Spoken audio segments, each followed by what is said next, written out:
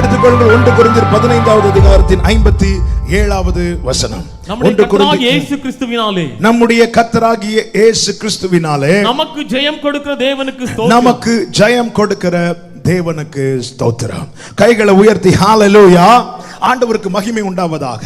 இன்னைக்கு நான் 2 வாரங்களுக்கு முன்பதாக ஒரு செய்தியை ஆரம்பித்து அந்த செய்தி ஒரு பாயிண்டோட நான் முடித்தேன்.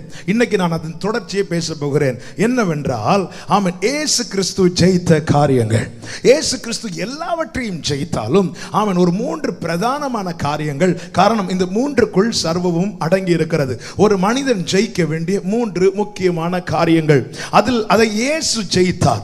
ஆண்டவராகிய இயேசு கிறிஸ்து நமக்கு அதற்கான அடிச்சுவடுகளை வைத்துட்டு போனார். நல்ல கவனிங்க, ஜெயிக்கிற பிள்ளைங்களை அப்பா அம்மாக்கு ரொம்ப பிடிக்கும். ஆமென், பிதாவுக்கு ஜெயிக்கிறவங்களை ரொம்ப பிடிக்கும். எனவேதான் ஆமென், கிறிஸ்துவை தரித்து கொண்டோம் பைபிள்ல இருக்கு. அவரை போல, கிறிஸ்துவை போல, இப்படி எல்லாம் நம்மை மாற்றும்படியாக பரிசுத்த ஆவியானவர் அப்போஸ்தலர்கள் கொண்டு திரும்ப திரும்ப எழுதி வைக்க காரணம் என்னன்னா, இயேசுவை பிதாவுக்கு அவ்வளவு பிடிக்கும், ரொம்ப பிடிக்கும்.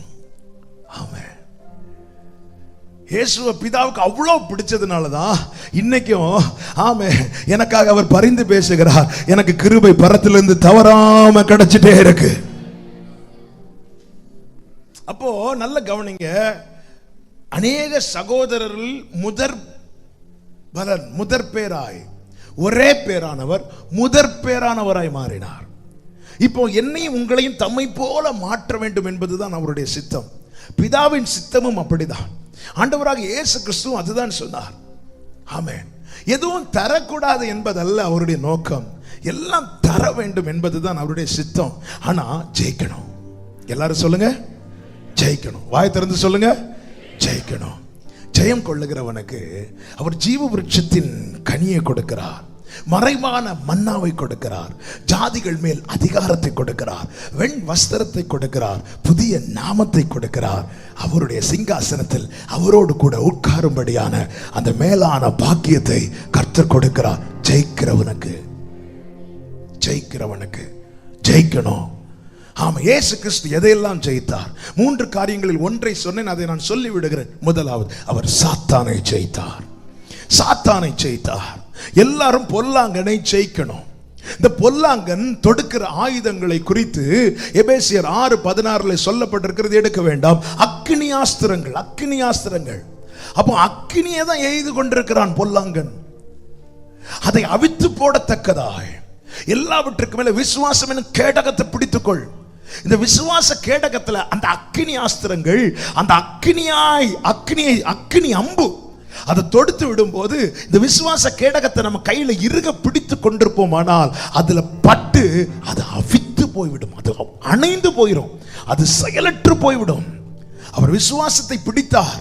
என்ன சொன்னார்? மனிதன் அப்பத்தினால் மாத்திரமல்ல, தேவனுடைய வாயிலிருந்து புறப்படும் ஒவ்வொரு வார்த்தையினாலும் பிழைப்பார். வசனத்தை கையில் எடுத்தார். வசனம் என்கிற பட்டயத்தையும் விசுவாசம் என்கிற கேடகத்தையும் பிடித்துக் கொண்டு சாத்தானை ஜெயித்தார். இந்த பகல் வேளையில் என்னை கேட்டுக்கொண்டிருக்கிற அன்பு சகோதரா சகோதரி, நீ பொல்லாங்கனை ஜெயிக்க, நீ பிசாசானவனை ஜெயிக்க வசனம் என்கிற பட்டயத்தையும் விசுவாசம் என்கிற கேடகத்தையும் பிடித்துக் கொள்ள வேண்டும். நான் அன்று சொன்ன வார்த்தையை நான் திரும்ப சொல்லுகிறேன். இனி ஒருவர் பிடித்திருக்கிற விசுவாச கேடகத்துக்குள்ளே மறைந்திருந்த நாட்கள் போதும். ஒரு குறிப்பிட்ட வளர்ச்சி, ஒரு பிள்ளைய, மோசே என்கிற குழந்தைய ஒரு தாய்க்கு ரொம்ப நாள் பார்க்க முடியல, வெறுத்து ஆற்றில் தூக்கி போட முடியவில்லை. ஆனா தாயாருடைய கேர் ஆஃப்ல இருக்கிறதுக்கு ஒரு பீரியட் இருக்கிறது, அதுக்கு மேல வைக்க முடியல, தூக்கி தான் போட முடியும். என் அப்பா ஜெபிக்கிறாங்க, எங்க அம்மா ஜெபிக்கிறாங்க, அந்த விசுவாசம், எங்க அப்பாவுடைய விசுவாசம், எங்க அம்மாவுடைய விசுவாசம், அந்த கேடகத்துக்கு பின்னாடி மறைந்திருந்த நாட்கள் போதும். நீ வளர்ந்து விட்டாய். கழுகு தன் கூட்டை கலைத்தது குஞ்சுகள் வளர்ந்ததை அறிந்ததுனால. கழுகு தன் கூட்டை, இன்னொரு காக்கா கூட்டை கழுகு கலைக்கல. கழுகு கூட்டை காக்காக்கும் கலைக்க முடியாது. ஏன்னா கழுகு எங்க தான் கூடு கட்டும்? சத்தமா சொல்லுங்க, உயரமான இடத்துல. ஒரு பறவைக்கு போக முடியாது. அப்படின்னு என்ன அர்த்தம்? அவருடைய பெர்மிஷன் இல்லாம எந்த காக்காக்கும் நிலத்தை தொட முடியாது, உன் கூட்டை கலைக்க முடியாது. ஆமீன் சொல்லுங்க பார்க்கலாம். ஹல்லேலூயா. அவர் உயர்ந்த அடைக்கலத்தில் வைத்திருக்கிற, திடீர்னு கலைக்கிறாருன்னா புரிஞ்சுக்கோங்க, நீ வளர்ந்துட்ட. இனி நீ கேடகத்தை பிடிக்கிற டைம் ஆச்சு, நீ பட்டயத்தை எடுக்கிற டைம் ஆச்சு. இந்த வசனம் என்னும் கேடகம், வசனம் என்னும் பட்டயத்தை நீ கையில் எடுத்துதான் ஆகணும் சாத்தானை ஜெயிக்க. யோவான் நிருபத்தை எழுதும் போது ஆமென், பொல்லாங்கனை ஜெயித்தபடியினால் தேவ வசனம் உங்களில் நிலைத்திருக்கிறபடினால், 1 யோவான் 2வது அதிகாரம் 14வது வசனம், ஆமென், தேவ வசனம் உங்களில் நிலைத்திருக்கிறபடினால் நீங்கள் பொல்லாங்கனை ஜெயித்தபடியினால் நான் இவைகளை உங்களுக்கு எழுதுகிறேன். நல்ல கவனமா கேளுங்க. இங்க பாருங்க, நான் இந்த ஒரு வார்த்தையை சொல்லுகிறேன். தேவ வசனம் விதைக்கப்படுகிறது. எத்தனை பேருக்குள்ள நிலைத்திருக்கிறது? நிலைத்திருக்கிறதுனா புரிஞ்சுக்கோங்க, நான் தோக்க போறேன்னு அர்த்தம். இன்று பேசப்பட்ட வார்த்தை எனக்குள்ள நிலைத்திருக்கணும், நாளைக்கு நிலைத்திருக்கணும், அடுத்த வாரம் நிலைத்திருக்கணும். இல்லைன்னா அக்கினி ஆஸ்திரம் அவன் தொடுக்கிற அந்த அக்கினி ஆயுதம் என்ன வந்து அடிக்கும். தேவ வசனம் யாரில் நிலைத்திருக்கிறதோ அவர்களே ஜெயிப்பார்கள். தேவ வசனம் நிலைத்திருக்க என்ன செய்யணும்? எழுதிட்டு மூடி வச்சுட்டு அடுத்த நாள் பார்த்துரும் இல்ல. சிலருக்கு படிச்ச உடனே புரியும், சிலருக்கு அப்படி இல்லை, படிச்சுட்டே இருக்கணும். சிலருக்கு படிச்சா மட்டும் போதாது, அதை திரும்ப திரும்ப சொல்லி பார்க்கணும். சிலர் சொல்லி பார்க்கறத கேட்டாலே பக்கத்தில் இருக்கிறவங்களுக்கு டிஸ்டர்ப் பண்ணாத, என்ன வா படிக்கவே வேணுமா சொல்றோம், அதெல்லாம் பார்த்து நீங்க தளர்ந்துடக்கூடாது. நீங்க திரும்ப திரும்ப சொல்லி பார்க்கணும். சொல்லியும் மனசுல ஏறலையா எழுதி பார்க்கணும். 10 தடவை எழுதி பாருங்க, 100 தடவை எழுதி பாருங்க, 1000 தடவை எழுதி பாருங்க. அனித்தியமான காரியம் அல்லவே இந்த வானம் பூமியும் ஒளிந்து போனாலும் இது ஒளியாது என்று சொல்லி இருக்கிறார். இது உங்களில் நிலைத்திருக்கிறது அடிப்படையில் தான் நீங்க நிக்கிறதும் நிக்காததும். நான் ரிப்பீட் பண்றேன், கடைசியில் எல்லாம் ஆண்டவர் மேல பழி. இவ்வளவு நாள் சர்ச்சுக்கு வந்தாச்சு, ஜெயிச்சாச்சு, பார்த்தாச்சு, ஒன்னும் கிடைக்கல. என்ன கிடைக்கல? அவன் சாதாரண ஆயுதத்தை தொடுக்க மாட்டான், அக்கினி ஆஸ்திரங்கள், அக்கினி அம்புல அக்கினி வச்சு அடிப்பான். வசனம் உனக்குள்ள இருந்தா உன் மேல அக்கினி அடிக்க யோசிப்பான். இந்த பக்கம் போயிடக்கூடாது. வெள்ளம் போல சத்துரு வரும்போது ஆவியானவர் கொடியேட்டு. ஆவியானவர் எங்க கொடியேட்டுவார்? யார் மேல கொடியேட்டுவார்? ஆவியானவர் யார் மேல அசைவாடிட்டு இருந்தார்? கந்தாக ராஜஸ்திரி கையில பைபிளை வச்சிட்டு இருந்தா அவன் மேல ஆவியானவரை அசைவாட ஆரம்பித்தார். வாக்குத்தத்தத்தை பிடித்துக் கொண்டு மேல் வீட்டில் ஏறினாங்க, அவங்க மேல ஆவியானவர் இறங்கினார். வசனம் தான் எல்லாவற்றுக்கும் பிரதானம். வசனம் இல்லைன்னா ஒண்ணுமே கிடையாது. கோதுமைக்கு முன் பதர் எம்மாத்திரம். ஆராதனைக்கு வரோம், எல்லாம் செய்யறோம், ஆனா கேட்ட வசனம் எங்க? போனவர் ஏதோ பேசினார் சொல்லும் போது புரிஞ்சுக்கோ, அக்கினி ரெடி ஆயிட்டு. அவனுக்கு தெரியும் நமக்குள்ள வசனம் இருக்கா இல்லையா என்று. திரும்ப திரும்ப சொல்லி பாருங்க. தேவையில்லாததெல்லாம் சொல்லி சொல்லி வாயை புண்ணாக்குறோம், இருதயத்தை புண்ணாக்குறோம், தலையை புண்ணாக்குறோம், கேட்கிறவங்களை புண்ணாக்குறோம். இந்த வசனத்தை சொல்லி சொல்லி ஏன் சாத்தான புண்ணாக்க கூடாது? ஏன் சாத்தான் அடிக்க கூடாது? எத்தனை காலம் அவளுக்கு சாத்தானுக்கு தீனி போட்டு வாழ வைத்துக் கொண்டிருப்போம். இன்னையில இருந்து அடிக்க போறீங்க. இனி உங்களுக்கு விரோதமாய் அவன் ஆயுதம் எடுக்க யோசிக்கணும். இனி ஆயுதம் எடுக்கும் போது அவன் கை நடுங்கணும். சபையே சவாலா அவனுக்கு சொல்றேன். ஹalleluya. நமக்கு யுத்தம் மாம்சத்தோடு இரத்தத்தோடும் அல்ல. ஹalleluya. குடும்பத்தில் 2 பேருக்கு பிரச்சனை வருதா, கர்த்தர் புரிஞ்சுக்கோங்க, மாம்சிகமாவே ஃபைட் பண்ணிட்டு இருந்தா தோல்வி அந்த குடும்பம் முழுவதுக்கும். காரணங்கள் 1000 சொல்லலாம். இல்ல, கடந்த நாள் தேவ சமூகத்தில் சில காரியங்களுக்காக ஜெபித்த போது ஆவியானவர் திட்டவும் தெளிவுமாய் சிந்தையில் வைத்தது தோல்வி அந்த சகோதரனுக்கோ அந்த சகோதரிக்கோ அந்த பிள்ளைக்கோ தனித்தனி அல்லப்பா, மாம்சிகமாவே இது முன்னேறினா கடைசில இவங்க ஓட்டம் தோல்வியில வந்து முடியும். அக்கினி அஸ்திரங்கள் அவிக்கலனா அது பட்டு எரிஞ்சிட்டே இருக்கும். ஒரு சின்ன துண்டு, ஒரு சின்ன தீக்குச்சி போதுங்க ஒரு பெரிய காட்டை கொளுத்துவதற்கு. ஒரு சின்ன தீ போதும், ஒரு சின்ன தீப்பொறி போதும். கடைசியில் என்ன பிரச்சனை சுத்தி சுத்தி பார்த்தா பிரச்சனையே இல்லை. சண்டை பெருசாகி பிரச்சனை என்ன, எதுக்கு சண்டை போட்டோன்னே மறந்துடும். நிறைய பிரச்சனை இந்த தெருவில் எல்லாம் பிரச்சனை வரும்போது கூடி நிற்பாங்க பார்த்தீங்களா. சிலர் வந்து ஓவரா சத்தம் போடுவாங்க. ஆமா, எதுக்கு பிரச்சனை கேட்டா எதுக்கு பிரச்சனை தெரியல, எல்லாம் சத்தம் போட்டாங்க, நானும் கூட சேர்ந்து. இன்னைக்கு அப்படிதான் இருக்கு. மாம்சீகமா போய் போய் போய் அவன் ஈஸி அட்டாக் பண்ணிட்டு இருக்கான். ஒரு சின்ன தீப்பொறி போதும் ஒரு காட்டை கொளுத்துவதற்கு. விசுவாசம் என்னும் கேடகம் வசனம் என்னும் பட்டயத்தை பிடித்துக் கொண்டு அவனுக்கு எதிர்த்து நிற்கதான் கர்த்தர் இன்னும் இந்த திரியை மங்க விடாமல், கர்த்தர் இன்னும் இன்னும் இன்னும் அணைய விடாமல் கர்த்தர் பாதுகாத்துக் கொண்டிருக்கிறார். ஆமென். சீட்டு ஆமென். தூங்கி கொண்டிருந்த யோனா பேர்ல விழுந்துச்சு. நீ தூங்கின நாட்கள்லாம் போதும். உன் கப்பல்ல இருக்கிறவங்க காக்கப்படணும், நீ ஜெபிக்கணும். அது மீனின் வயிற்றுல இருந்தாலும் நீ ஜெபிக்கணும், நீ ஜெபிக்கணும். எத்தனை பேர் நான் சொல்ற வார்த்தை புரிகிறது? அது கொந்தளிக்குது, நாள் அதுக்கு தகுதி இல்லைன்னு சொல்லிட்டு கப்பல் அடித்தட்டுல போய் படுத்து தூங்கிட்டு இருக்கிறான். கடல் கொந்தளிப்பு நிக்கணும்னா நீ எழும்பணும். நீ தூங்கி கொண்டிருக்கிற நாட்கள் போதும்.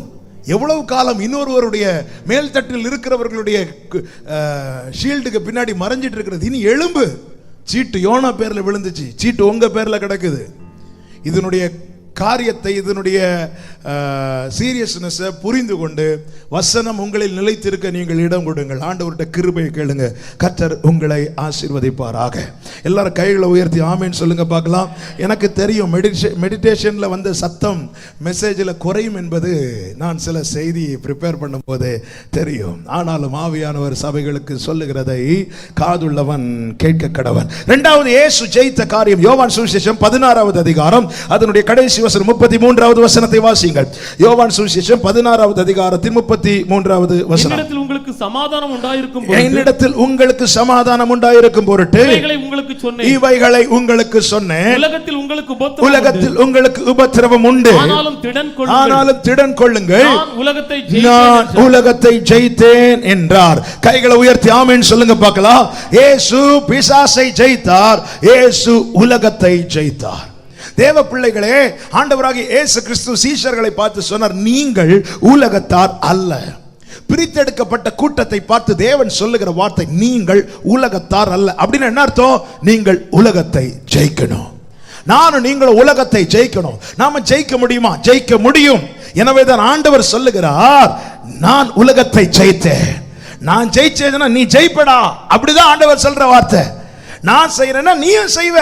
நான் இந்த கடல் மேல நிக்கிறேன்னா நீயும் நிப்ப. என் ஆண்டவரை மாதிரி பெஸ்ட் என்கரேஜர் வேற யாருமே கிடையாது. நான் திருப்பி அடிக்கடி சொல்ற வார்த்தை, நான் பர்சனலாவே நான் ஆண்டவரை பிரைஸ் பண்ற வார்த்தைகள் ஒண்ணு, நான் நல்லா இருக்கணும்னு ஆண்டவர் மனசார விரும்புறது நீங்க மட்டும்தான்ப்பா. என்ன என் உயர்வை பார்த்து கொஞ்சம் கூட பொறாமப்படாதது நீங்க மட்டும்தான்ப்பா. என்ன அமர்ந்த தண்ணி, ஒரு கிளாஸ் தண்ணீர்ல இல்ல, அமர்ந்த தண்ணீர்ல திருப்தியா குடிடா. ஹல்லேலூயா. இப்படிப்பட்ட தேவன் ஆண்டவர் சொல்றார், நான் ஜெயித்தேன். அப்படின்னு அர்த்தம், நான் நிக்கிறேன், நீ போ, நீ ஜெயிப்ப. சொல்லுங்க, அவர் ஜெயித்தார், என்னையும் ஜெயிக்க வைப்பார். உலகத்தை ஜெயிக்கணும், உலகத்தை ஜெயிக்கணும். நான் நல்ல கவனிங்க, ஆதாம் ஏவாளை தேவன் சிருஷ்டித்தது வாழும்படியாக அல்ல, ஆளும்படியாக. இவைகளை நீங்கள் ஆண்டு கொள்வீர்கள். நல்ல கவனமாக கேளுங்க. தேவன் தருகிற எந்த ஆசீர்வாதங்களும் எந்த நன்மையும் நம்மை ஆள நம்ம இடம் கொடுக்கவே கூடாது. மனுஷனுக்கு பிரச்சனை எங்க ஸ்டார்ட் ஆகுது அப்படின்னா, அது வேலையாகட்டும், குடும்பமாகட்டும், பிள்ளைகளாகட்டும், உறவுகளாகட்டும், ஒரு கணக்கு தாண்டி அவைகள் அல்லது அவர்கள் நம்ம யாரோ கண்ட்ரோல் பண்ணிட்டு இருப்பாங்க. பணமோ, பொருளோ, படிப்போ, ஜாதியோ, நம்ம அறியாமலே நம்மளை கண்ட்ரோல் பண்ண இடம் கொடுப்போம். இப்படிப்பட்டவங்க ஜெயிக்கவே முடியாது. உங்களை எது கண்ட்ரோல் பண்ணது என்பதை அறிந்து கொள்ளணும். தேவன் வாழும்படியாக அல்ல, ஆளும்படியாக வைத்தார். ஹல்லேலூயா. தாவீதுடைய குவாலிட்டி அதுதான். யோசேப்பு மாதிரி பரிசுத்தவானான்னு கேட்டா கிடையாது. ஆனா தாவீது ஒரு விஷயத்துல உறுதியா இருந்தான், கர்த்தரை எனக்கு முன்பாக வைத்திருக்கிறேன். எப்பொழுதும் பிரையாரிட்டி அவர்தான். அப்படின்னா அவர் என்னை ஆழ்வார், நான் எல்லாவற்றையும் ஆழ்வேன். அவர் என்னை ஆழ்வார், நான் எல்லாவற்றையும் ஆழ்வேன். அவர் என்னை ஆட்கொள்வார், நான் எல்லாவற்றையும் ஆழ்வேன். எல்லாம் எனக்கு கீழே, கர்த்தர் எனக்கு மேலே. ஆமென். நம்ம எது ஆட்கொள்ளுகிறது? இயேசு உலகத்தை ஜெயித்தார். ரெண்டு பிரதானமான காரியத்தை இன்னைக்கு சொல்லுகிறேன். நிறைய சொல்லணும், ஆனா எனக்கு டைம் இருக்குமான்னு தெரியல. நான் சொல்லிவிட்டு கர்த்தருக்கு சித்தமானால் வருகிற வாரங்கள் பேசலாம். முதலாவது, கர்த்தர் எதை ஜெயித்தார்? லூக்கா சுவிசேஷம் 4வது அதிகாரம் 5, 6, 7, 8 வசனங்கள் வேகமாய். லூக்கா சுவிசேஷம் 4வது அதிகாரத்தின் 4, 5, 6 வசனங்களை வாசிங்கள். அவர் பிரதியுத்தரமாக, அப்பத்தினாலே மாத்திரமல்ல, தேவனுடைய ஒவ்வொரு வார்த்தையினாலும் பிழைப்பான் என்று எழுதியிருக்கிறதே என்றார். பின்பு பிசாசு அவரை உயர்ந்த மலையின் மேல் கொண்டு போய், இந்த வார்த்தை நல்ல கவனி, உயர்ந்த மலையிலே கொண்டு போய் உலகத்தின் சகல ராஜ்யங்களையும் ஒரு நிமிஷத்திலே அவருக்கு காண்பித்து இவைகள் எல்லாவற்றின் மேலுள்ள அதிகாரத்தையும் இவைகளின் மகிமை உமக்கு தருவேன். நல்ல கவனமா கேளுங்க. உலகத்தின் சகல ராஜ்யங்களையும் எவ்வளவு நேரத்தில் காட்டி கொடுத்தான்?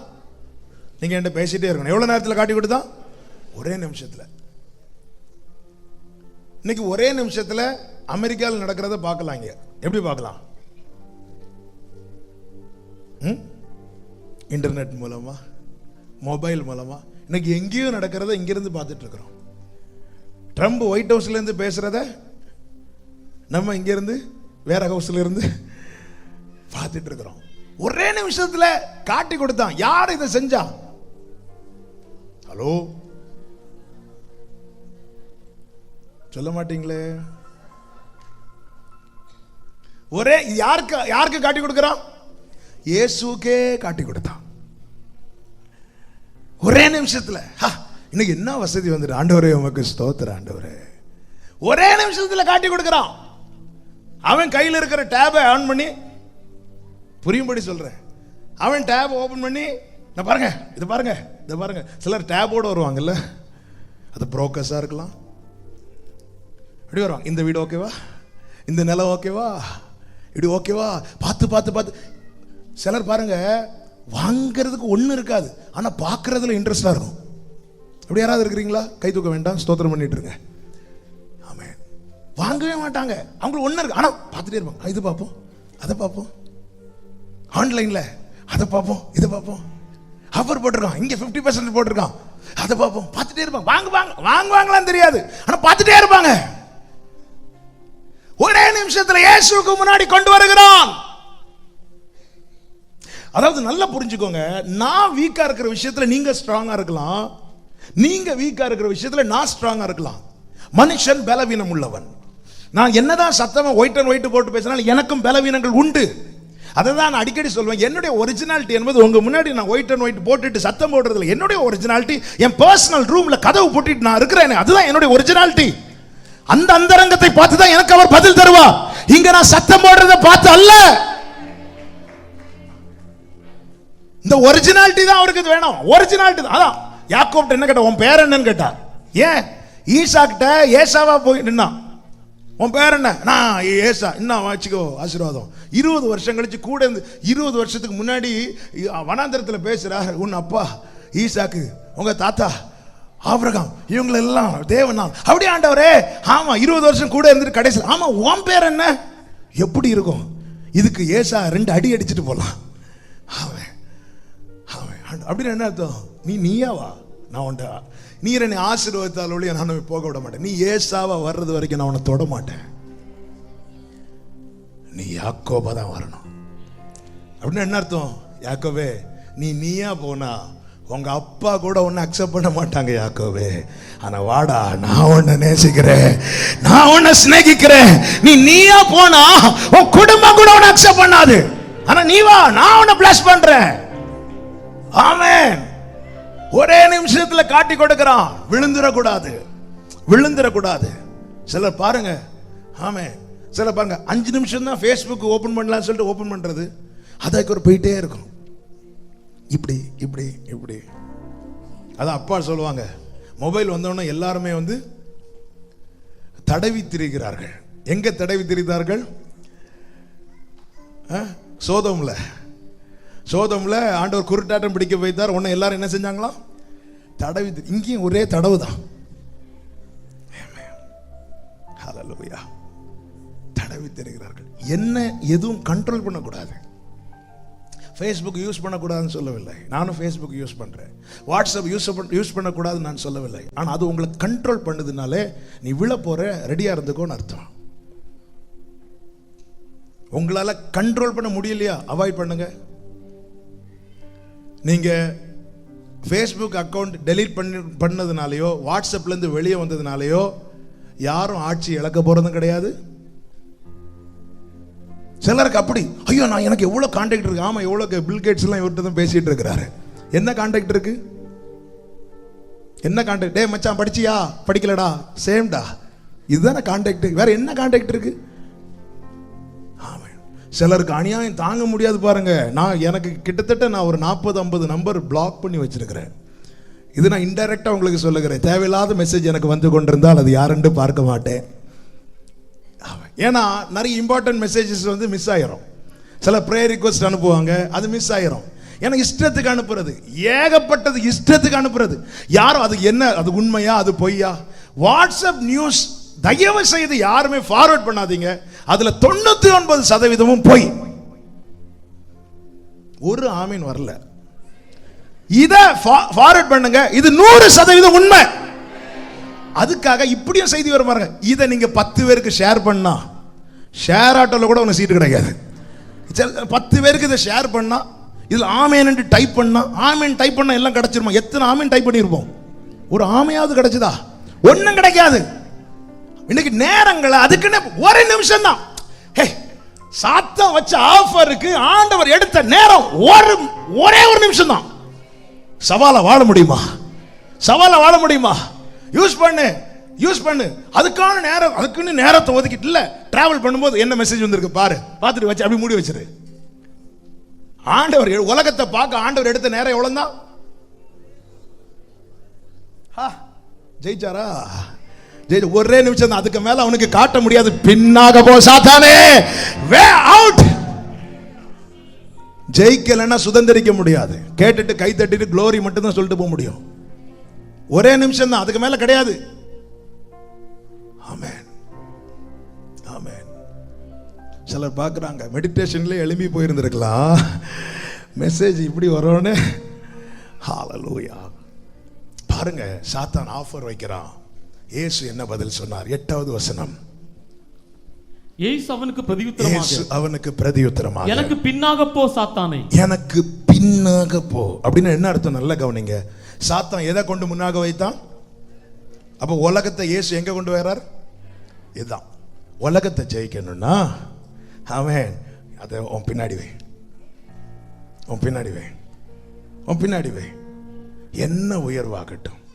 இயேசு கிறிஸ்து பாருங்க, யோவான் சுவிசேஷம் 6:15 பாருங்க. 6:15, யோவான் 6:15. ஆதலால் அவர்கள் வந்து தம்மை ராஜாவாக்கும்படி பிடித்துக் கொண்டு போக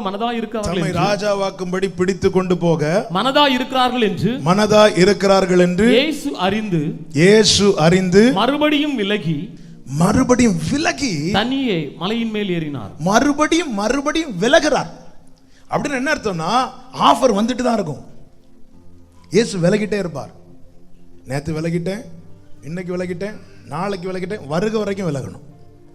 நம்முடைய முடிவு வரைக்கும் விலகும். அதுதான் எபிரேயர் 12:1 சொல்லப்பட்டிருக்கு. பாரமான யாவையும் நம்மை சுற்றி நெருங்கி நிற்கிற பாவத்தையும் தள்ளி விட்டுட்டே இருக்கணும். அது வந்துட்டே இருக்கும், அதை தள்ளி விட்டுட்டே இருக்கணும். அதை ஒரு நாள் தள்ளிவிட விட்டுட்டேன்னா அது ஒன்றை தள்ளி விட்டுரும். எனவே தான் 1 கொரிந்தியரில் சொல்லப்பட்டிருக்கிறது, நிற்கிறேன் என்று நினைக்கிறவன் விழாதிருக்கும்படி எச்சரிக்கையா இருக்கு. அவர் மறுபடியும் விலகுகிறார். உலகம் கொடுக்கிற ஆஃபர் எனக்கு வேண்டாம். அப்பா அடிக்கடி சொல்ற வார்த்தை, அவர் தரது எதுவோ அது போதும், அவர் தராதது எனக்கு. இப்படி சொல்லி ஜெபிக்க முடியுமா? சில சொல்லுவாங்க, இந்த ஒரு வேலை இல்லைன்னா அவுட்டு. உடனே நம்ம எப்படி ஜெபம் பண்ணணும்? ஆண்டவர் இந்த வேலையை தாங்க, நீங்க தந்தா போதும், நீங்க தரலன்னா வேண்டாம். இப்படி அதாவது பேசுறது ரொம்ப ஈஸி, கேட்கறது அதை விட ஈஸி. ஆனா இப்படிப்பட்ட சிச்சுவேஷன்ல நின்று இயேசு விலகி போனார்ல, இயேசு பின்னாக போன்னு சொன்னார்ல, இப்படி யாருக்கு சொல்ல முடியுமோ அவன் உலகத்தை ஜெயிப்பான். ஹல்லேலூயா. கஷ்டப்பட்டு இதுக்காக தான் காத்திருந்தேன், இதை எப்படியாவது வாய்க்க பண்ணிருங்க, அப்படி ஜெபிக்கிறது இல்ல. ஆண்டவர் நீங்க தந்தா தாங்கப்பா, நீங்க தரலையா வேண்டாம்.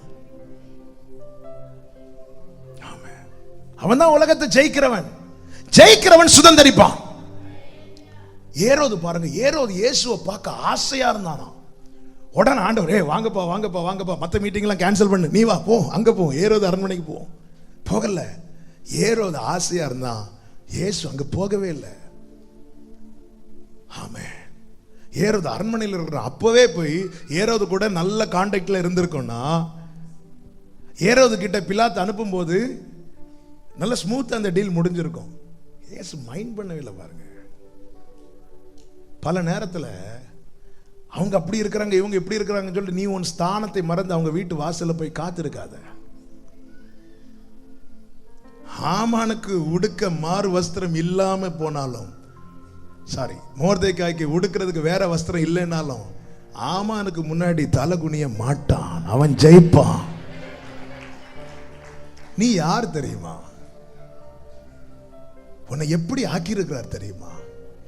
உனக்கு இன்னைக்கு பர்ஸ்ல ஒன்றும் இல்லாம இருக்கலாம், இன்னொரு நல்ல குவாலிட்டியான ட்ரெஸ் உனக்கு இல்லாம இருக்கலாம், பெரிய பங்களா உனக்கு இல்லாம இருக்கலாம். ஆனா நீ ராஜாக்களாகவும் ஆசாரியர்களாகவும் மாற்றி இருக்கிறார்.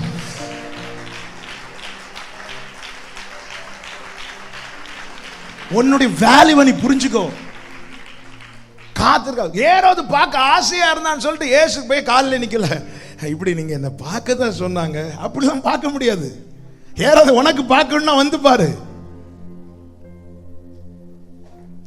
உயர் ஸ்தானத்தில் இருக்கிறவங்களை மதிக்கணும், மரியாதை செலுத்தணும், கனப்படுத்தணும். நான் சொல்றத தப்பா புரியக்கூடாது. ஆனா அதே வேளையில அவங்க கிட்ட இருந்து ஏதாவது கிடைக்கும்னு நீ எதிர்பார்க்க ஆரம்பிச்சிட்டேன்னா அவங்க உன்னை ஆளும்படிக்கு நீ அவங்களுக்கு கீழே போயிட்ட.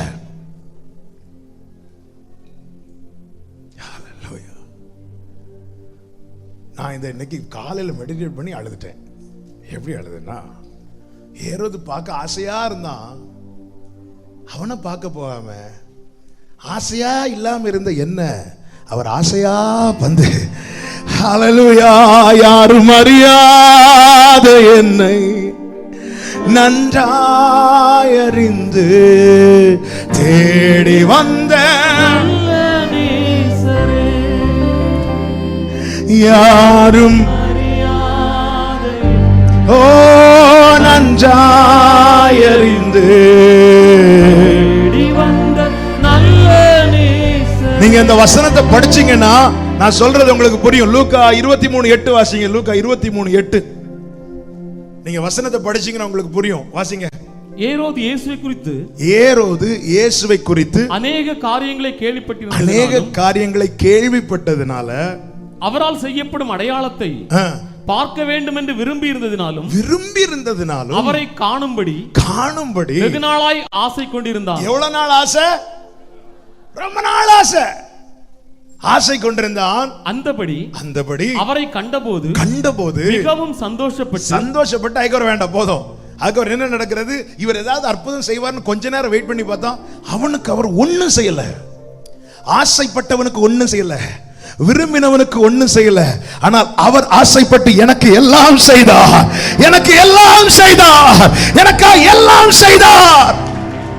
ஏறாவதுக்கு அவர் ஒன்னும் செய்யல. அவன் விரும்புறான். கடைசியில் அவனுக்கு கோபம் வந்து என்ன செய்தான் தெரியுமா? அவரை வஸ்திரத்தை போட்டு அடிச்சு விட்டான். என்னது, நான் இவ்வளவு ஆசையை கேட்கிறேன், நான் ஒரு ராஜா சிங்காசனத்துல இருந்து கேட்கிறேன், கேட்டா செய்ய மாட்டியா நீ? நல்ல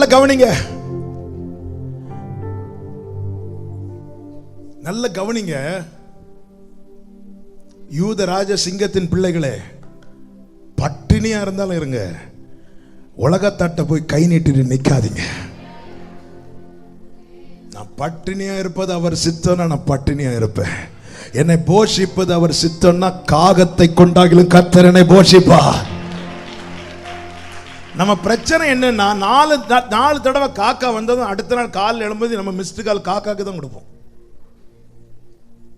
ஹலோ, மிஸ்டு கால் யாருக்கு கொடுப்போம்? இன்னைக்கு காக்கா இல்லையே. காக்காக்கு ஃபோன் நம்பர் கூட வாங்காம இருங்க. காக்காவை அனுப்புனவருக்கு ஒரு நம்பர் இருக்கிறது. எரேமியா 33:3. அவர்கிட்ட நிறைய காக்காக்கள் உண்டு. இந்த காக்கா செத்தால அடுத்த காக்காவை அனுப்புவா. நல்ல கையை தட்டி அப்பாக்கு மகிமை. ஒரு காக்காவே பார்த்துட்டு இருக்காது, நிறைய காகங்கள் அவரிடத்தில் இருக்கிறது. ஆமென். நம்ம பிரச்சனை என்னன்னா இதான், ஒரு காக்கா வந்து கொடுத்து உடனே காக்காவே பார்த்து, இன்னைக்கு காக்காவை காணலையே. சும்மா சொன்ன சிலர் ஒரு மாதிரி பார்க்குறாங்க, என்ன ஏன் காக்கான்னு சொல்கிறான். உங்களுக்கு அப்படி தோணுதுன்னா உங்களை தான் சொல்கிறேன். இன்னைக்கு காகத்தை காணலையே. அவன் இல்லைங்க, காக்காவை அனுப்பினவர் இருக்கிறா. காக்கா வரும் போகும். அவன் அநேக காகங்கள் அவரிடத்தில் இருக்கிறது. ஹல்லேலூயா. என்னை போஷிக்கணும்னு அவர் தீர்மானிச்சிட்டார்னா எங்க என்னை கொண்டு போகணுமோ அங்க கொண்டு போய் என்னை போஷிப்பா. கைகளை உயர்த்தி ஆண்டவருக்கு மகிமை. ஹல்லேலூயா. ஆமென். உலகம் அவருக்கு பின்னாடி. பிலாத்து பாருங்க, அவரை விடுவிக்க ஆசையா இருந்தான். உடனே பிலாத்துக்கு ஃபேவரா அப்படியே இருந்துட்டார். உலகம் அவருக்கு பின்னாடி. அப்போ கேட்கலாம் என்ன கேட்கலாம்? அப்போ எங்களுக்கு வேற எதுலையும் ஆசைப்படாதீங்க. அவர் தரத சந்தோஷமா வாங்குங்க. அவர் அப்படி கொஞ்சம் எல்லாம் தரமாட்டாருங்க. நான் ஆரோனின் கோலை நான் சொன்னதை ஒரு வார்த்தை கூட நான் கொஞ்சம் ஆழமா நான் சொல்ல விரும்புகிறேன். மோசே அந்த கோலை அக்கினிக்கு முன்னாடி போட்டான். கடந்த வாரம் கோயம்புத்தூர் மீட்டிங்ல இந்த வார்த்தை ஆவியானவர் வாயில தந்து பேச வைத்தார். என உள்ளம் சந்தோஷப்பட்டது. 12 கோல்கள் அந்த உடன்படிக்கை பெட்டிக்கு முன்னாடி வைக்கப்பட்டது. 12ல் 1 மட்டும்தான் தொழில் விட்டது. ஏன் மற்ற கோல்களில் வெறுத்தாரா? அப்படி இல்லை. ப்ரையாரிட்டி இந்த கோலுக்கு தான் கொடுப்பேன். ஏன் ஆண்டவரே? ஏன்னா இந்த ஒரு கோல் மட்டும்தான் அக்கினிக்கு முன் போடப்பட்டது. அக்கினிக்கு முன் போடப்பட்டது. மற்றவர்களுக்கு இல்லாத சோதனை உன் குடும்பத்தில் கர்த்தர் உனக்கு தாரார்னா, கர்த்தர் குறித்த நாள்ல ப்ரையாரிட்டி உனக்குதான். ப்ரையாரிட்டி உனக்குதான். எத்தனை பேர் நான் சொல்ற வார்த்தை புரிகிறது? நல்ல கையை தட்டி ஆண்டு, இது ஒண்ணுதான் அக்கினிக்கு முன்னாடி போடப்பட்டது, மீதி எல்லாம் ஃப்ரெஷ்ஷான கோல். வந்ததும் வாங்கிட்டு போறலாம் இருக்கிறியா? அக்கினியில போடப்பட்டு எடுக்கப்பட்ட ஒரு கோல் இத்தனை காலம் கையில் இருப்பதை அவர் மறக்கவில்லை. அவர் மறக்கவில்லை. ஆமென். அது தேவ சமூகத்தில் போடப்பட்ட பிறகு அது தேவனுடைய கோலாய் மாறிவிட்டது. தேவனுடைய கோலாய் மாறிவிட்டது. தேவனுடைய கோலாய் மாறிவிட்டு இப்பவும் கையில தான் இருக்கு. அதுதான் இப்ப நான் சொல்ற மெசேஜ். செய்திக்கு இடையில சில வார்த்தைகள் என்ன கையில இருக்கு தெரியுமா? ஆமென். நல்ல கவனிங்க. இதுவரை கையில தான் இருக்கு. தேவனுடைய கோலா மாறியாச்சு. இன்னும் துளிர் விடவில்லை, ஆனா கையில இருக்கு. இன்னும் துளிர் விடவில்லை, ஆனா கையில் இருக்கு. வேதம் சொல்லுகிறது, ஏற்ற காலத்தில் அவர் உங்களை உயர்த்தும்படி அவருடைய பலத்த கைக்குள்ளே அடங்கி இருங்கள். அடங்கி இருங்கள். நாள் வந்தது, கர்த்தர் குறித்த அந்த நாள் வந்தது. அன்று சொன்னார், ஒவ்வொரு கோத்திரத்திலிருந்து ஒவ்வொரு கோலை கொண்டு வான். ஒவ்வொரு ரூபன் கோத்திரம், சிமியோன் கோத்திரம், ஆமென், இப்படி ஒவ்வொரு கோத்திரத்திலிருந்து ஃப்ரெஷ்ஷான ஒரு கோலை கொண்டு வந்திருப்பாங்க. ஆனா ஆரோன் கையில் கொடுக்கப்பட்ட அந்த கோல் உலர்ந்த கோல், பழைய கோல், தேவனுடைய கோல். நாமே அக்கினிக்கு முன் போடப்பட்ட கோல். எல்லா கோல்களின் பக்கத்துல இதுவும் போடப்பட்டது. பொழுது வெடிந்து பார்த்தா மற்ற கோல்கள்லாம் ஃப்ரெஷ்ஷாவே இருக்கு. ஆனா இந்த கோல் மட்டும் புதுசா இருக்கு. புதுமை. இதோ புதிய காரியத்தை செய்கிறேன். இது துளிர் விட்டது, பூ பூத்தது, காய் காய்த்தது, கனி கொடுத்தது. இப்ப நான் சொல்ல வருகிற செய்தியை கேளுங்க. இப்போ ஆண்டவர் சொன்னார், மீதி எல்லா கோலையும் கையில் எடுத்தாச்சு. இந்த ஒரு கோலை மட்டும் உள்ள கொண்டு வை. எங்க கொண்டு வை? பெட்டிக்குள்ள கொண்டு வை. நான் சொல்லுகிற செய்தி கேளுங்க. ஆமே, உன்னை துளிர் விடாம பெட்டிக்குள்ள அனுப்ப மாட்டா. துளிர் விட கடைசி வரை உனக்கு வனாந்தரம் கிடையாது. துளிர் விட வச்சிட்டு தான் என்ன பர்பஸுக்காக இந்த பூமியில கர்த்தர் வைத்திருக்கிறாரோ அதை நிறைவேற்றிட்டு தான் பெட்டிக்குள்ள. விசுவாசிக்கிறவங்க மாத்திரம் நல்ல கைகளை தட்டி ஆமென் என்று சொல்லி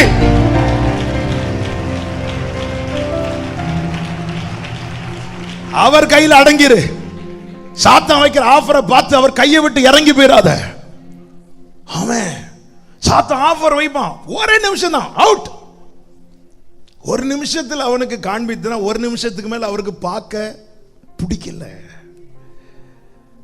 ஹல்லேலூயா. ஒரு நிமிஷத்துக்கு மேல அவ்வளவுதான். நம்ம எவ்வளவு நிமிஷம் பார்த்துட்டு இருக்கிறோம்? நமக்குரியது அல்லாததை நாம பார்க்க எடுக்கிற நேரம்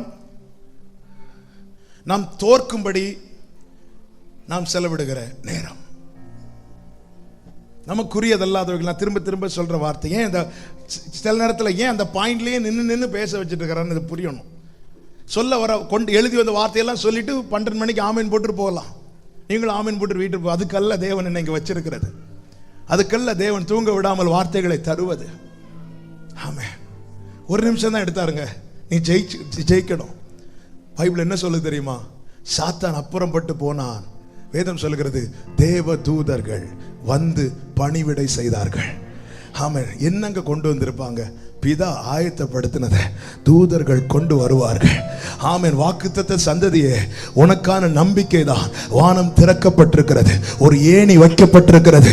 தேவ தூதர்கள் மேலே ஏறுவதோ கீழே இறங்குவதோ நீ வேற பார்க்க வேண்டிய திசை வேற எங்கும் கிடையாது. உனக்கான நன்மை பரத்திலிருந்து ஆயத்தமாகி ஜோதிகளின் பிதாவினிடத்திலிருந்து இறங்கி வரும் வரை காத்திரு. உனக்குரியதல்லாதவைகள் மேல உன் மனதை, உன் சிந்தையை நீ பதிய விடாதே. ஆமென். சொல்லுங்க பார்க்கலாம்.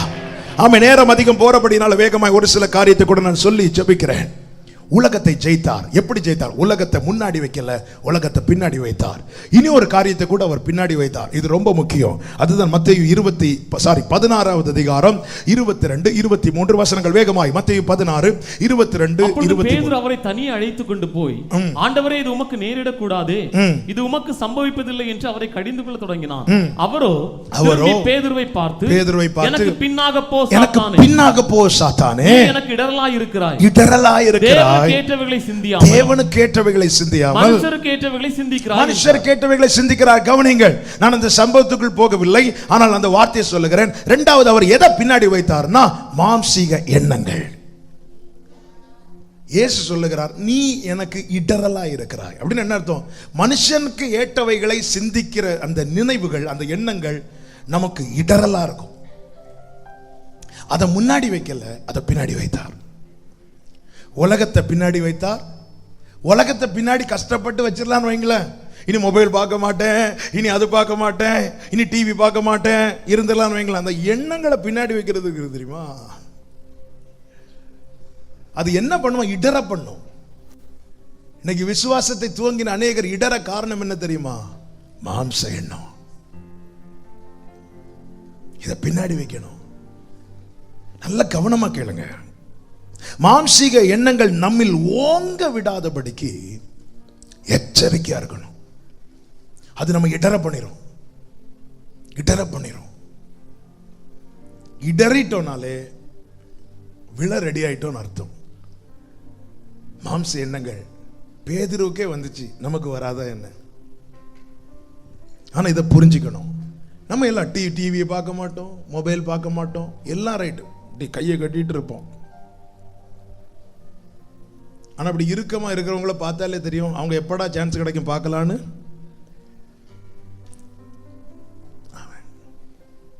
ஆனா அந்த எண்ணம் இருக்கு தெரியுமா, இதன் முக்கியத்துவத்தை அறிஞ்சுக்கணும். அப்போஸ்தலர் எடுக்க வேண்டாம், நான் சொல்லுகிறேன். 8வது அதிகாரத்தில் சீமோன் என்கிற ஒரு மந்திரவாதி பேதுருட்ட கொஞ்சம் பணத்தை கொண்டு கொடுப்பான். பணத்தை கொடுத்துட்டு சொல்லுவான், நானும் கை வச்சு, அவன் ரட்சிக்கப்பட்டவன், அவன் ஞானஸ்நானம் எடுத்தவன், மந்திர செயல்கள் எல்லாம் விட்டு சபையோடு ஐக்கியமா இருக்கிறவன். அவனுக்கு புரியல, நானும் இப்படி கை வச்சு எனக்கும் இந்த பரிசு. ஏன்னா பேதுரு யோவான்லாம் கை வைக்கும் போது அபிஷேகம் இறங்குது. எனக்கும் இந்த டிகிரி வேணும். இன்னைக்கு தான் பணம் கொடுத்தா டாக்டர் ஆகலாம், பிஷப் ஆகலாம், யாரும் ஆகலாமே. எனக்கு அந்த டிகிரி வேணும். கையை வச்சு உடனே பேதுரு சொல்லுவார் ஒரு வார்த்தை, பயங்கரமான வார்த்தை. உன் இருதயம் சரியில்லை, கசப்பு உள்ள இருக்கு அப்படின்னா உன் எண்ணம் சரியில்லை. எனவே இந்த விஷயத்தில் உனக்கு பங்கும் இல்லை, பாகமும் இல்லை. நினைவு தூய்மை இல்லைன்னா மேலான காரியங்களை நம்ம கேட்டு கேட்டு இருப்போமே தவிர சுதந்திரிக்க முடியாது. அவன் ரட்சிக்கப்பட்டவன், செய்த பழைய மாய வித்தைகள் எல்லாம் விட்டுட்டு கர்த்தருடைய சபையில் ஐக்கியமானவன், ஞானஸ்நானம் எடுத்தவன், எல்லாம் ரைட்டு தான். ஆனா எண்ணம் சரியில்லாததுனால பேதுரு சொல்றாரு, இந்த விஷயத்தில் உனக்கு பங்கில்லை. கொஞ்சம் யோசித்து பாருங்க. நாம் எல்லாம் அந்த நித்தியத்துக்காக பார்த்துட்டு இருக்கிறோம், அந்த மேலான ஆசீர்வாதத்துக்காக நோக்கி ஓடிட்டு இருக்கிறோம். கிடைக்கும் நம்பிக்கையில கை நீட்டும் போது இப்படி ஒரு ஜட்ஜ்மெண்ட் நமக்கு வருமானால் இதை விட பரிதாபம் வேற என்ன? உடனே அவன் காலில் விழுந்துட்டாங்க. விழுந்து சொன்னா, ஐயோ அப்படி ஆயிடக்கூடாது, நீங்க எனக்காக வேண்டிக் கொள்ளுங்கள். ஆமை, நம்முடைய எண்ணங்கள் எப்படிப்பட்டதா இருக்கிறது? நம்முடைய நினைவுகளை பக்கத்தில் இருக்கிறவங்களுக்கு அறிய முடியாது. ஆனா நம்முடைய நினைவுகளை அவர் தூரத்திலிருந்து அறிகிறார். தூரத்திலிருந்து அறிகிறார், அவருக்கு தெரியும். ஆமே, இன்னைக்கு நான் நினைக்கிற நினைவுகள், நேத்து நான் நினைச்ச நினைவு, நாளைக்கு நான் நினைக்க போகிற நினைவுகள் கூட அவர் அறிந்திருக்கிறார். உபாகம் 31வது அதிகாரம் 20 21 வேகமா வாசிங்க. 31 20 21. நான் அவர்களுக்கு பிதாக்களுக்கு ஆணையிட்டு கொடுத்த பாலும் தேனும் ஓடுகிற தேசத்தில் அவர்களை பிரவேசிக்க பண்ணின பின்பு அவர்கள் புசித்து திருப்தியாகி கொழுத்து போயிருக்கும் போது, இன்னும் பிரவேசிக்க பண்ணல, அதுக்கப்புறம் என்ன நடக்கும்னு அவர் சொல்றார் பாருங்க. ஆண்டவர் சொல்றார் மோசேயை கொண்டு, அவர்கள் வேறே தேவர்களிடத்தில் திரும்பி அவர்களை சேவித்து எனக்கு கோபம் மூட்டி என் உடன்படிக்கையை மீறினார்கள் என்றல்ல, மீறுவார்கள். இப்படி சொல்ல காரணம் என்ன? அடுத்து சொல்லுங்க, வாசிங்க. அநேக தீங்குகளும் இக்கட்டுகளும் அவர்களை தொடரும் போது அவர்கள் சந்ததியாரின் வாயில் மறந்து போகாதிருக்கும் இந்த பாட்டை அவர்களுக்கு விரோதமான சாட்சி பகரும். நான் ஆணையிட்டு கொடுத்த தேசத்தில் அவர்களை பிரவேசிக்க பண்ணாதிருக்கிற இப்பொழுதே அவர்கள் கை கொண்டிருக்கும் எண்ணம் இன்னது என்று அறிவேன் என்றார். அப்படின்னு என்ன அர்த்தம்? நாளைக்கு இவன் போன பிறகு என்ன செய்வான் அப்படின்னு அவனுக்குள்ள இப்போ இருக்கிற எண்ணம் எனக்கு தெரியும்.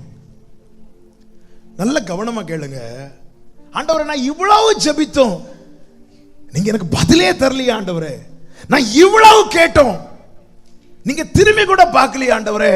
அப்படி யாராவது கேட்டுட்டு இருக்கிறீங்கன்னா உங்களோட தான் கர்த்தர் பேசுகிறார்.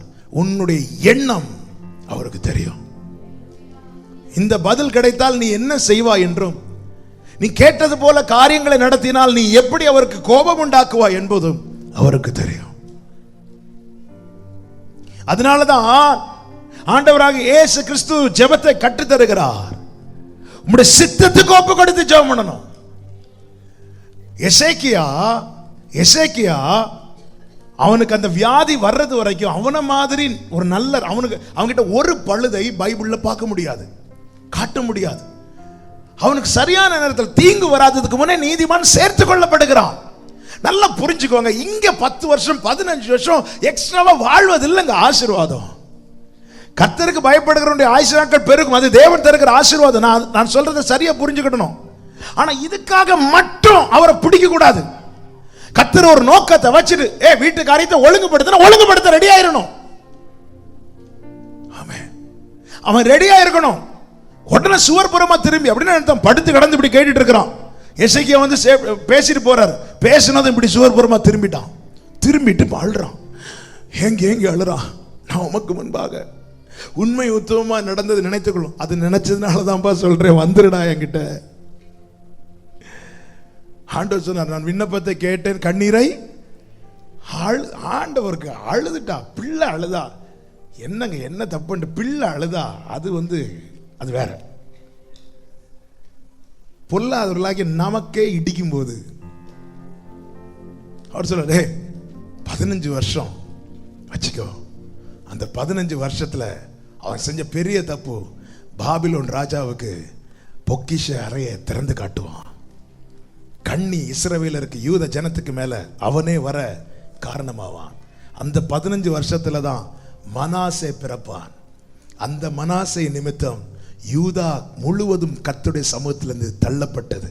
இன்னும் சொல்லணும்னா அடுத்த 15 வருஷமும் எசேக்கியா கர்த்தருக்கு நன்மையானது செய்யல, கர்த்தருடைய பார்வையில் கர்த்தருக்கு கோபம் உண்டாக்குகிற காரியங்களை செய்தான். வேதம் சொல்லுகிறது, அவன் கர்த்தர் செய்த உபகாரத்துக்கு தக்கதாய் நடவாமல் மன மேட்டிமை உள்ளவனாகி. பல ஜெபத்துக்கு பதில் வராதது அவருக்கு தர முடியாததுனால் அல்ல சகோதரா சகோதரி, நம்முடைய எண்ணங்களை அவர் அறிந்திருக்கிறார். எனவே அவர் தராததற்காக ஸ்தோத்திரம் பண்ணிட்டு அப்பா சமூகத்தில் இரு. பெற்றுக்கொண்டு கைவிடப்படுவதை காட்டிலும் பெற்றுக்கொள்ளாமல் பற்றி கொள்வது ஆசீர்வாதம். ஆமென். ஆமென் சொல்லுங்க பார்க்கலாம். ஒரு ஊழியர் சொன்ன சாட்சி. அவர் ஒரு நாள் ஒரு மீட்டிங் போயிருக்கிறார். அந்த மீட்டிங்ல நடக்க முடியாத ஒரு சகோதரன் இருக்கிறார். அந்த மீட்டிங்ல, அந்த செய்தியில, அந்த ஆராதனை வேளையில கர்த்தர் அவனை தொட்டு விடுவித்தார். அவங்க அதுக்காக தான் கர்த்தர் எனக்கு ஒரு விடுதலை தரமாட்டாரான்னு காத்துட்டு இருந்தார். போய் கை வைத்து ஜெபித்தார், விடுவித்தார். அவன் துள்ளி குதித்து நடந்தான். நாட்கள் சென்றது, வருடங்கள் சென்றது. இந்த ஊழியக்காரர் அடிக்கடி ஜெயில் மினிஸ்ட்ரி போவார். இது நடந்த காரியம். ஜெயில் மினிஸ்ட்ரி போவார். ஜெயிலில் ஒவ்வொரு செல்ல ஒவ்வொருத்தருக்கு டிராக்டர் கொடுத்து ஜெபிச்சுட்டு வரும்போது ஒரு அறைக்குள்ளே போனார். அந்த அறைக்குள்ள ஒரு சகோதரன் இருந்தான். அவன் ஓடி வந்து பாஸ்டர்னு வந்தான். என்னப்பா, என்ன உனக்கு தெரியுமா? ஆமாம் பாஸ்டர், உங்களுக்கு ஞாபகம் இல்லையா பாஸ்டர்? இல்லைப்பா ஞாபகம் இல்லை. ஒரு 4-5 வருஷத்துக்கு முன்னாடி நீங்கள் இந்த சர்ச்சுக்கு வந்தீங்களா? ஆமாம். அப்போ என் கால் நடக்க முடியாமல் இருந்துச்சுல்ல பாஸ்டர். ஆமாம், தொட்டு நீங்கள் தானே பாஸ்டர் ப்ரேயர் பண்ணீங்க, நான் ஒரு நடந்த ஞாபகம் இருக்கா? ஆமாப்பா, நீ எப்படி இங்கே? பாஸ்டர் ஒரு தப்பான காரியத்தை நான் ஈடுபட்டுட்டேன், அதனால பனிஷ் பண்ணி என்னை உள்ளே போட்டிருக்கிறாங்க.